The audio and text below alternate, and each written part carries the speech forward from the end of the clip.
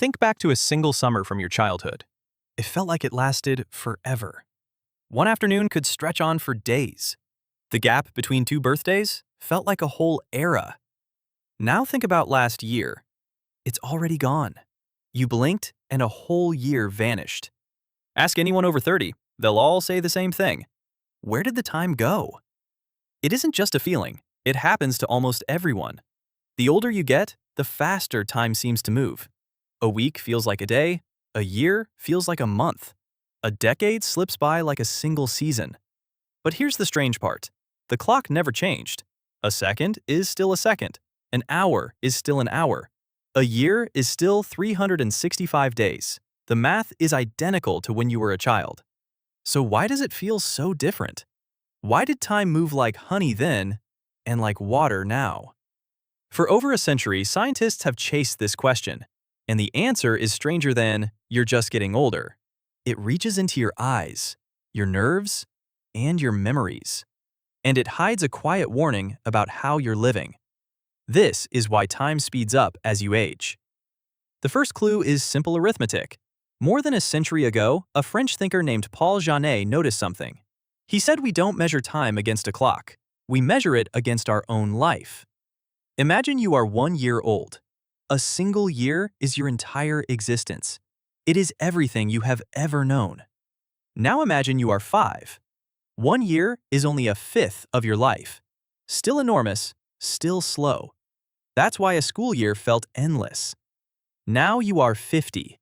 1 year is just a 50th of your life, a tiny sliver, a drop in a very large bucket. Each new year is smaller than all the years before it, so it feels shorter. The philosopher William James described this too. He said the years grow hollow as we age, empty, collapsing in on themselves. By this logic, the second half of your life flies by faster than the first. It's a neat theory, and it's partly true, but it can't be the whole story. Because proportion is just a number on paper. It doesn't explain what you actually feel. For that, we have to look inside the brain itself. In 2019, a physicist at Duke University went further. His name is Adrian Bejan, and his idea is unsettling. Bejan says your brain runs on images, not seconds, not minutes. Mental frames, like a film. Every time your mind takes in something new, it snaps a frame. Your sense of time is built from how many frames you capture. More frames means more time. Fewer frames means less. Now here is the disturbing part. When you are young, your brain captures frames rapidly. Your eyes flick across the world constantly. Your nerves are fresh and fast. Signals race through short, clean pathways. A child processes a flood of images every second, so a single hour is packed with information. It feels long because it is full. But as you age, the machine slows down. Your eyes move less often. Your nerve pathways grow longer and more tangled. The signals travel slower. Your brain now captures fewer frames per second, fewer snapshots of the very same hour. And here is the twist. The world outside is moving at the same speed, but you are sampling less of it. So reality feels like it's on fast forward, like a film missing half its frames. It doesn't just feel faster, your brain is physically measuring time differently. You are not imagining it. You are running on a slower shutter. But there's an even deeper layer, and it changes everything. Because there are two kinds of time. The time you feel as it happens, and the time you remember afterward. And they don't obey the same rules. A neuroscientist named David Eagleman studies this. He found your memory of time depends on novelty. New experiences are recorded in rich, dense detail. Familiar ones are barely recorded at all. Think about your first day at a new job, or the first time you visited a foreign city. Every detail was sharp, vivid, overwhelming. That day feels enormous in your memory. Now think about your commute last Tuesday. You can't. It's gone. Your brain didn't bother saving it because it had seen it 1,000 times before. This is the secret engine of the whole illusion. Your brain doesn't measure time in seconds. It measures time in memories. And it only makes strong memories from things that are new. When you were a child, everything was new.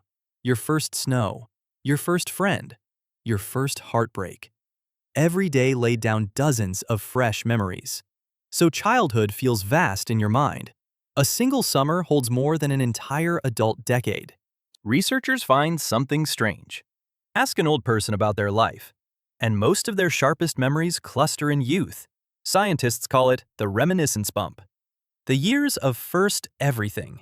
First love, first freedom, first leaving home. Those years feel like they hold half a lifetime. Because in memory, they almost do. A writer named Claudia Hammond called it the holiday paradox. A trip full of new sights flies by while you live it, but stretches long and wide when you look back. An ordinary week is the opposite. It drags a little while you're in it, then vanishes completely in memory.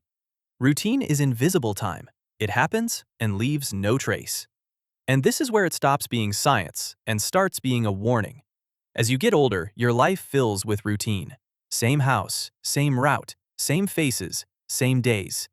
You stop meeting firsts. You start living on autopilot. And your brain quietly stops recording. Whole months blur into nothing. Whole years leave almost no memory behind. It isn't that your life got shorter, it's that your life became automatic. The days didn't speed up, you stopped noticing them. This is the real reason time feels like it's slipping away. Not because you're running out of years, but because you're running out of firsts. But here's the good news hidden inside all of this. If novelty is what slows time down, then you can slow it down on purpose. You can fight the blur, take a different road home, learn something that scares you a little, go somewhere you've never been, meet people who aren't like you, break one routine on purpose every week. Every new experience is a fresh memory, and every fresh memory stretches your time back out. This is how some people seem to live 3 lifetimes in one. They aren't given more hours than you, they just refuse to let their days blur together. So the next time a year vanishes, don't blame the clock. The clock never changed. You did. Time isn't running out. It's asking you to wake up, to notice, to be here. Because a life measured in seconds is short, but a life measured in memories can be vast. So go make something new today. Your future self will remember it. And subscribe so the next idea finds you too.